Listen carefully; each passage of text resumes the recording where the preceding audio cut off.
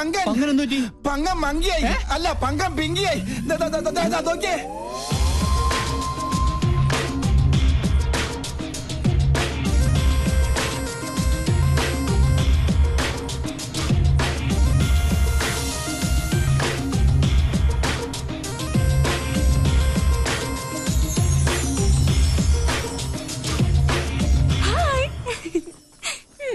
എങ്ങനെയുണ്ട് എന്റെ fashion show? ഇതൊരു റിഹേഴ്സലാ, ശരിക്കുള്ള ഷോ വരണേ ഉള്ളൂ. ബൈ. ഒരു ശസ്ത്രക്രിയ പോലും ഇല്ല നമ്മുടെ പങ്കം പിങ്കിയായി. എന്താണ് എന്റെ ബയോളജിക്കൽ സീക്രട്ട്? എന്നാ പറ.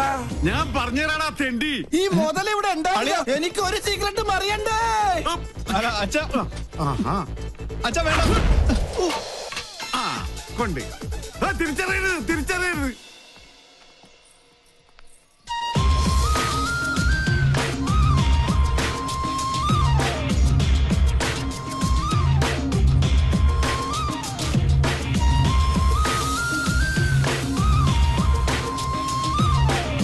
എന്നാലും എവിടെ വെച്ചത് ഞാനത്?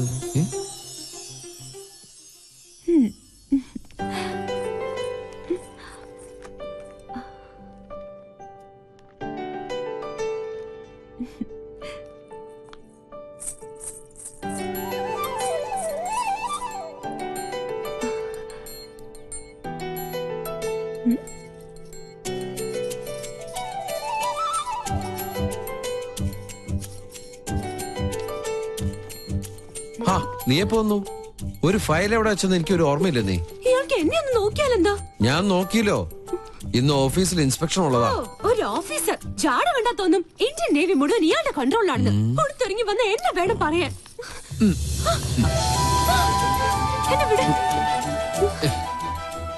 നാളത്തെക്കാള് നിന്റെ മുഖത്തിന് ചേരുന്നത് ആ കുറുമ്പുണ്ടല്ലോ, അത് തന്നെയാ. ഒരു ഗിഫ്റ്റും കൂടി തരട്ടെ. കൊഞ്ചല്ലേ?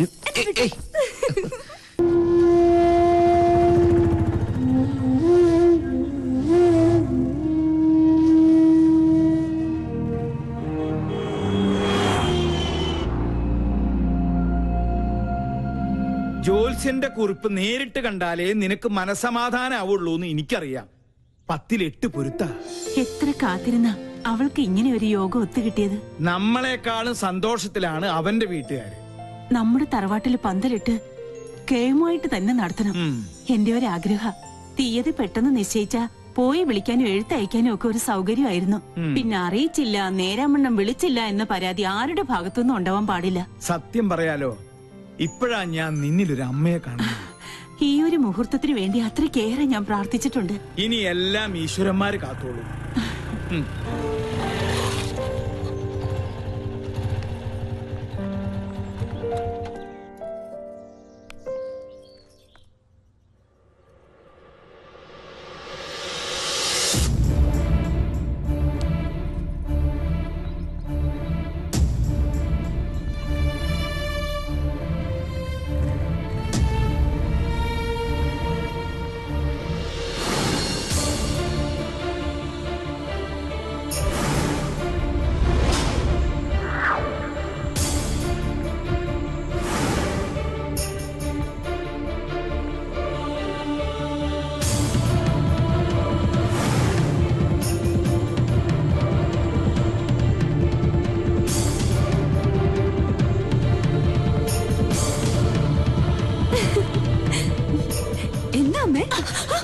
അങ്ങനെ വിളിക്കരുതെന്നെ. ഒരിക്കൽ നിന്റെ അമ്മയായിട്ട് എന്റെ ജീവിതം തകർത്തു. ഇപ്പൊ നീയായിട്ട് എന്റെ മോളുടെ ജീവിതം തകർക്കരുത്. യാചിക്കുകയാണ്. എന്റെ മോളുടെ ജീവിതം നീയായിട്ട് ഇല്ലാതാക്കരുത്. എന്റെ ഗതി എന്റെ മോൾക്ക് വരുത്തരുത്. എന്താ പറഞ്ഞേ? അപ്പൊ ഞാൻ ആരാ? എനിക്കറിയണം. ആരാ ഞാൻ? പറയാ. അമ്മയുടെ മോളല്ലെങ്കിൽ പിന്നെ ഞാൻ ആരാ? എനിക്ക് അറിയാൻ പറ്റുള്ളൂ.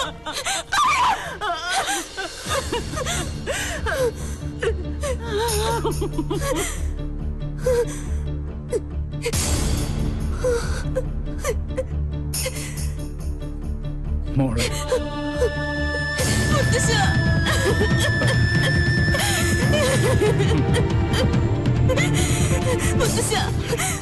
ഈ കുടുംബത്തിൽ ഞാൻ ആരാ? അവള് പറഞ്ഞു സത്യ, നീ അവളുടെ മോളല്ല.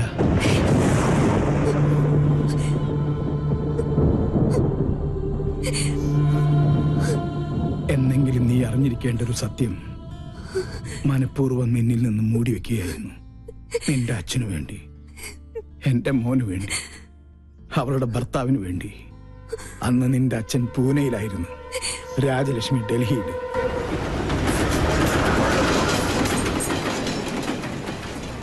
പൂജമോൾക്ക് 1 വയസ്സ് പ്രായം.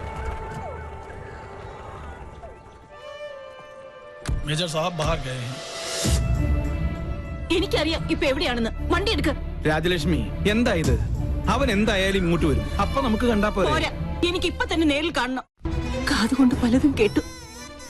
സ്വന്തം ഭർത്താവിന്റെ രഹസ്യബന്ധം നേരിൽ കണ്ടു തന്നെ വിശ്വസിക്കണമെന്ന് തോന്നി. തൃപ്തിയായി. വേണ്ട, ഈ നിമിഷം മുതൽ നമ്മൾ തമ്മിലുള്ള എല്ലാ ബന്ധവും തീർന്നു.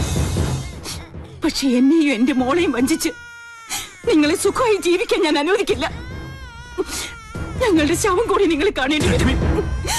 അതെ, ദൈവ സത്യമായിട്ട് ഞാൻ പറയാ, ആ കടുങ്കൈ ഞാൻ ചെയ്യും. എന്തിനാടാ ആ പാവത്തിനോട് ഈ ദ്രോഹം ചെയ്തത്? അച്ഛാ വേണ്ട, അവള് പറഞ്ഞതുപോലെ ഈ നിമിഷം മുതൽ എനിക്ക് ഇങ്ങനൊരു മകനില്ല. वो औरत तुम्हारी पत्नी है क्या? यूं तुम दोनों ने मिलकर उस बेचारी को धोखा दे दिया। क्या तुम पहले से ये बात जानती हो? बोलो, कहो। मैं जानती थी। उस औरत के आंसू एक बच्चे को भी श्रापित कर देगा। तुमने हमारे कुल का नाम मिट्टी में मिला दिया।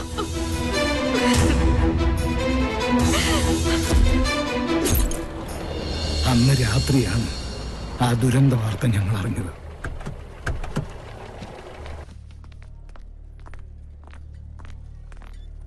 നിന്റെ അമ്മയുടെ ജഡമായിരുന്നു പിന്നീട് ഞങ്ങൾ കണ്ടത്. ചെയ്ത തെറ്റിന്റെ ശിക്ഷ ഇരുവരും സ്വയം ഏറ്റെടുത്തു. അന്ന് നെഞ്ചിലേറ്റിയതാ അവൾ നിന്നെ. പിറ്റേന്ന് നിന്റെ അച്ഛനും മരിച്ചു. സ്വന്തം മോളെപ്പോലെ ഒന്നും അറിയിക്കാതെ തന്നെ വളർത്തിയത്. ഒരു നിമിഷം അവള് വാവിട്ട് പറഞ്ഞുപോയി. അപ്പൊ ഈ വീട്ടില് ഞാൻ ആരുമല്ലേ? എന്താ നീ പറയണേ? നീ എത്ര വളർന്നാലും എന്റെ മോൻ അമ്മയെ ഏൽപ്പിച്ച ആ കൈക്കുഞ്ഞായിട്ട് നിന്നെ ഞങ്ങൾ കണ്ടിട്ടുള്ളൂ. അറിഞ്ഞു തന്നെയാ നിന്റെ എല്ലാ കുസൃതിത്തരങ്ങൾക്കും ഈ മുത്തച്ഛൻ കൂട്ടുനിന്നത്. സ്വന്തം മോളല്ല, എന്നിട്ടും എത്ര വാത്സല്യത്തിന് എന്നെ വളർത്തിയത്. അമ്മയെ എന്തുമാത്രം ഞാൻ വേദനിപ്പിച്ചിട്ടുണ്ട്. ഈ ഞാൻ കാരണമല്ലേ അമ്മയുടെ ജീവിതം പോലും ഇങ്ങനെയായത്?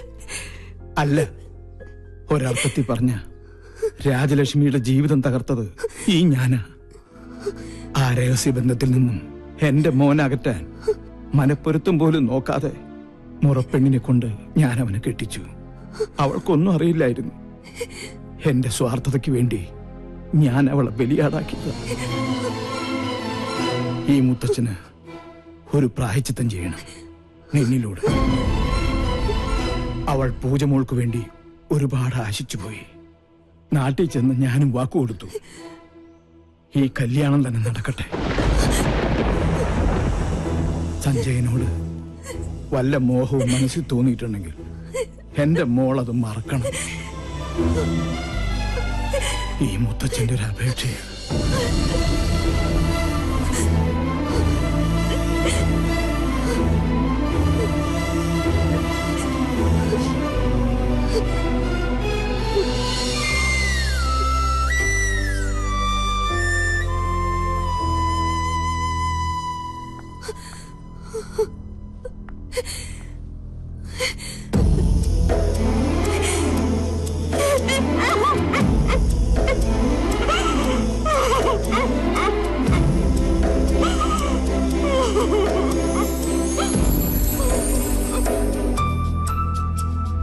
എങ്ങനെയുണ്ട്? അയ്യേ, ഇപ്പൊ എങ്ങനെയുണ്ട്?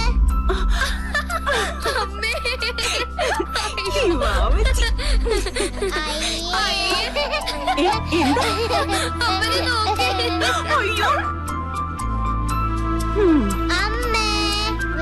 വേഷാന്ന്. എന്ത് വേഷമാടി ഇത്? നിന്നോടാ ചോദിച്ചത്?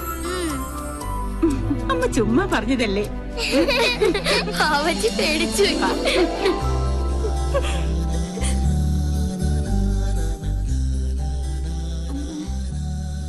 എന്താ മോളെ? മോള് ഉറങ്ങിക്കോ.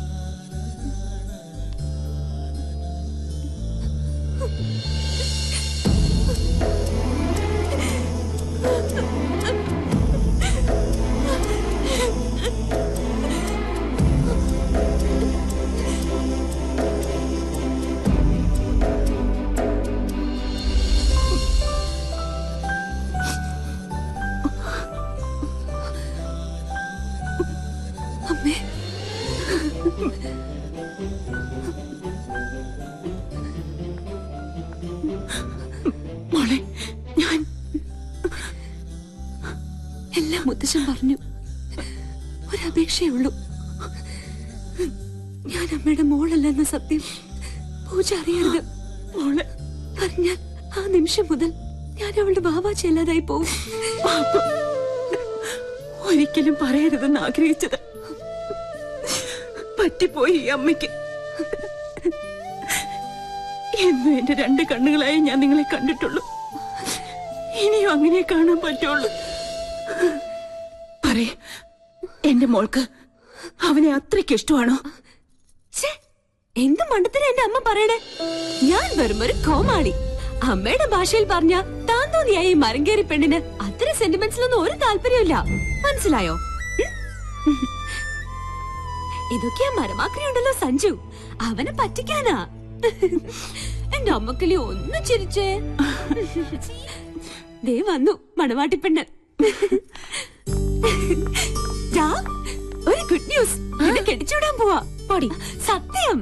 ആ കോന്തൻ ആരാന്നറിയോ? നമ്മുടെ സഞ്ജു. നീ ഭാഗ്യവതിയാ. എന്റെ ഈ പൂച്ചക്കുഞ്ഞിനെ ആ തെമ്മാടി പൊന്നു പോലെ നോക്കും.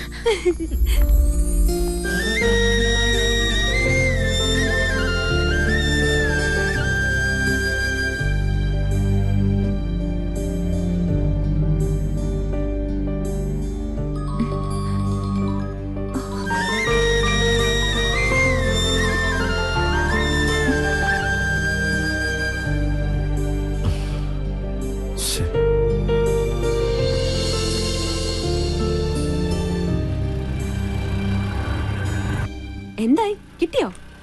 पंगा दे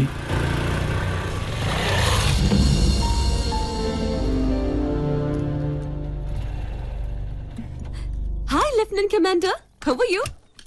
ഞാൻ ഒരുപാട് നിന്നെ ട്രൈ ചെയ്തു. നീ എന്താ ഫോൺ എടുക്കാൻ? സോറി, സ്വല്പം തിരക്കിലായി പോയി. എന്താ പ്രശ്നം? നീ ഈ ലോകത്തൊന്നും അല്ലേ, കാര്യങ്ങളൊക്കെ തകിടം മറിഞ്ഞു. എന്ത് പറ്റി? എന്റെ വീട്ടുകാരും നിന്റെ വീട്ടുകാരും കൂടി കല്യാണമൊക്കെ നിശ്ചയിച്ചു. പെണ്ണാരാന്നറിയോ? പൂജ. ആ, കൺഗ്രാറ്റ്സ്. ഞാനും അറിഞ്ഞു. എന്നിട്ട് നീയൊന്നും പറഞ്ഞില്ലേ? എന്ത് പറയാൻ? അല്ല, നമ്മള് തമ്മില് ഇഷ്ടമാണെന്നുള്ള കാര്യം. ആണോ എന്ന് നീ വിശ്വസിച്ചു? അപ്പൊ എന്റെ ദൗത്യം സക്സസ്. ഓർമ്മയുണ്ടോ നിന്റെ ആ എൻട്രി? അന്ന് ഈ യൂണിറ്റ് അംഗങ്ങളുടെ മുമ്പിൽ നിന്ന് എന്നെ തട്ടിക്കൊണ്ടുപോയി മണ്ടൻ കിരീടണിയിച്ച് നീ ഹീറോയിസം കാണിച്ചു. അതെ, കടുവായെ പിടിച്ച പഴയ കിടുവ മറക്കാൻ പറ്റുമോ? അന്ന് ഞാൻ ചാലഞ്ച് ചെയ്തതായിരുന്നു, ഇതേ യൂണിറ്റ് അംഗങ്ങളുടെ മുമ്പിൽ നിന്നെ ഒന്ന് ഫുൾ ആക്കണമെന്ന്. അത് സാധിച്ചു. അല്ല, മനസ്സിലായില്ല. സത്യത്തിൽ ഇവിടെ എന്താണ് സംഭവിച്ചത്? അത് ഞങ്ങൾ തമ്മിലുള്ളൊരു സീക്രട്ട് പ്ലേയാ.